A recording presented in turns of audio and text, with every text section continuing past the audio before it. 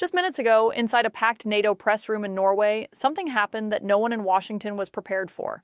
A single question cut through the usual diplomatic language. It wasn't loud, it wasn't dramatic, but it forced a moment of truth that exposed a growing fracture at the heart of the Western alliance.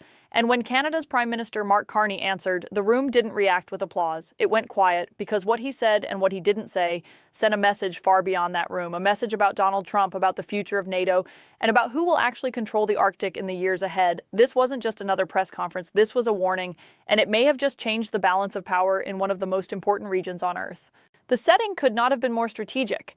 Northern Norway, a region that sits at the front line of Arctic security, where NATO forces are currently conducting one of their largest military exercises in recent years.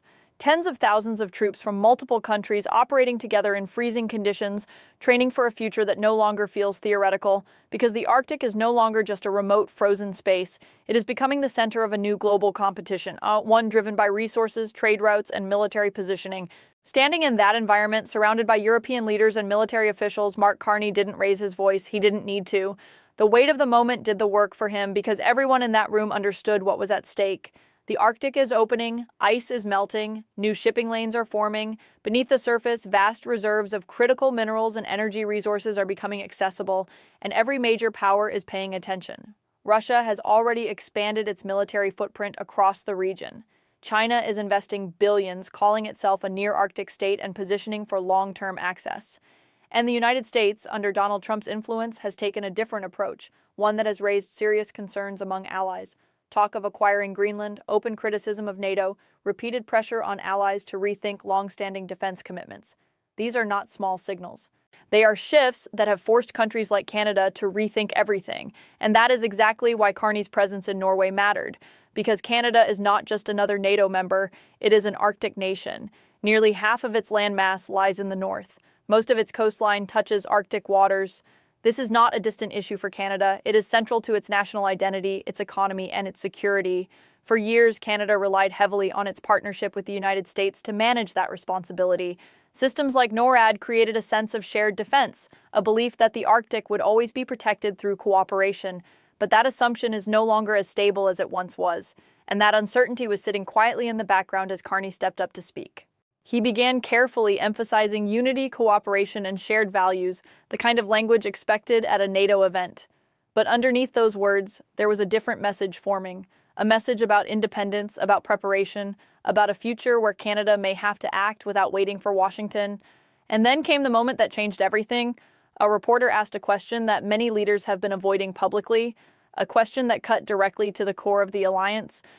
Can the United States still be trusted when it comes to Arctic security? It was the kind of question that usually gets a predictable answer, reassurances, diplomatic language, a quick pivot. But this time was different because the context has changed, the pressure has changed, and the stakes have changed. Carney paused. And in that pause, the room understood that whatever came next would matter far beyond that moment. Carney's answer began with a single word, yes. For a brief moment, it sounded like the expected response, or a confirmation of trust, a signal that nothing had changed. But then came the pause, and in that pause, everything shifted.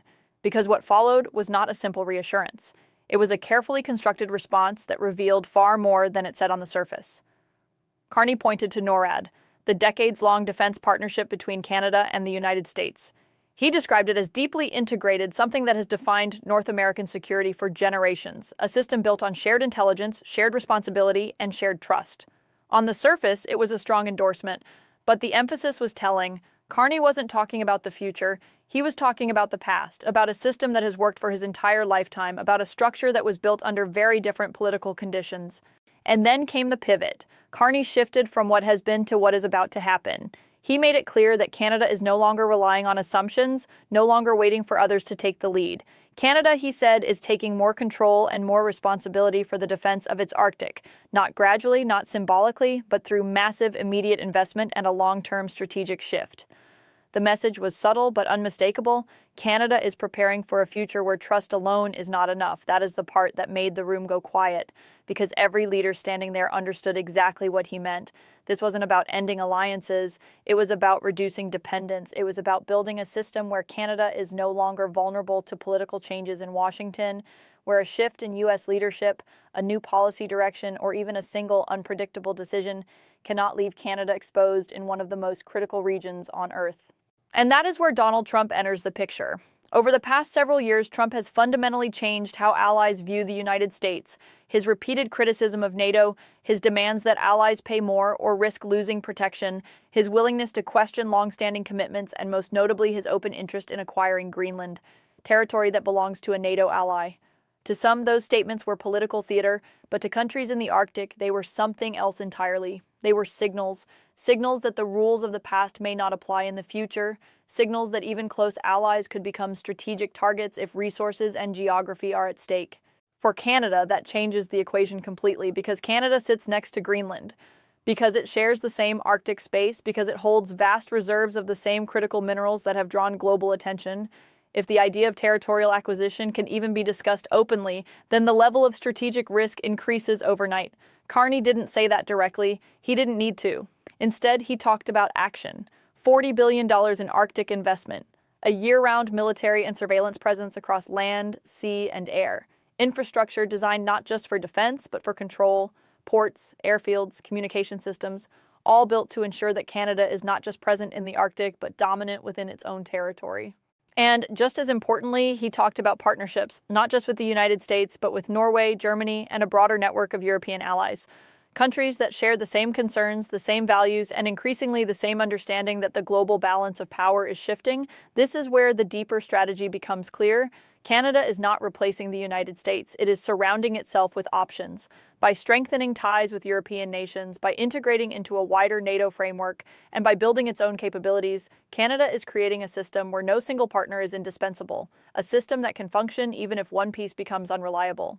That is a fundamental shift in how alliances work. For decades, the United States was the center of gravity, the leader, the guarantee.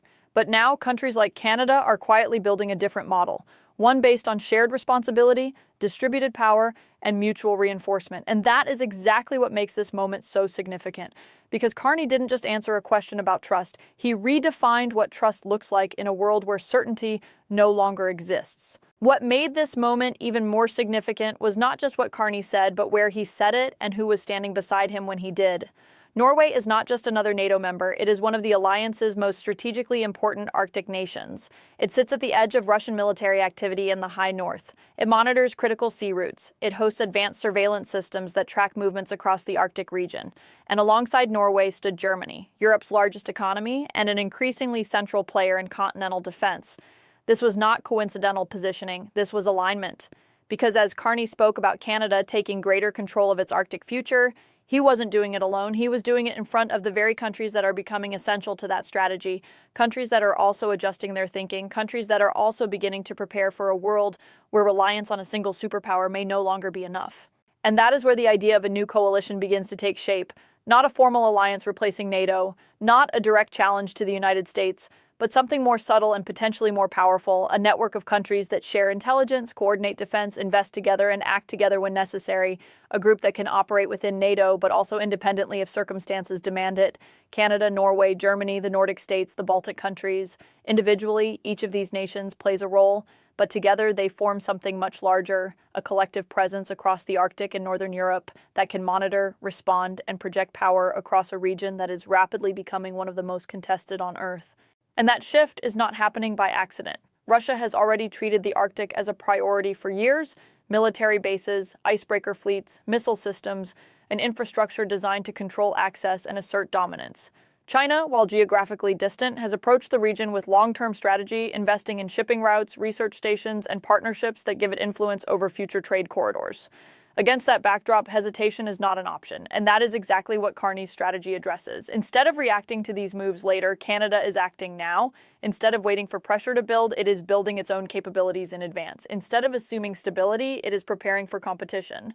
But there is another layer to this that makes it even more important. Geography. The Arctic is not isolated. It connects continents. It links North America to Europe.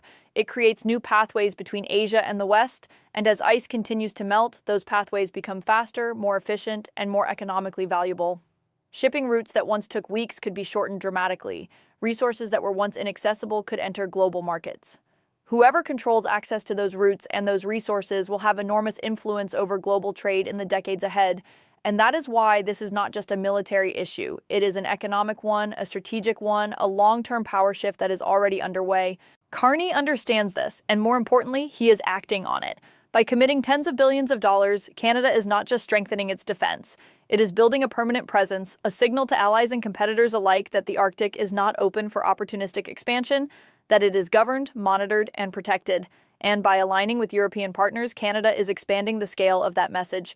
Because when multiple nations share the same objective, deterrence becomes stronger, response becomes faster, and influence becomes harder to challenge. This is the real significance of what happened in that press room. It was not just about one answer, it was about a coordinated shift that is already in motion, a shift away from assumptions, away from dependence, and toward a model where countries like Canada are not just participants in global security, but leaders shaping its direction. And as that shift becomes more visible, one question begins to grow louder. If this is the future that Canada and its allies are preparing for, where does that leave the United States under Donald Trump? That question is no longer theoretical. It is being asked quietly in defense ministries, openly in policy circles, and now very carefully on public stages like the one in Norway. Because the issue is not whether the United States remains powerful. It does. The issue is predictability, reliability, and consistency. And under Donald Trump, those qualities have been called into question in ways that NATO allies are no longer ignoring.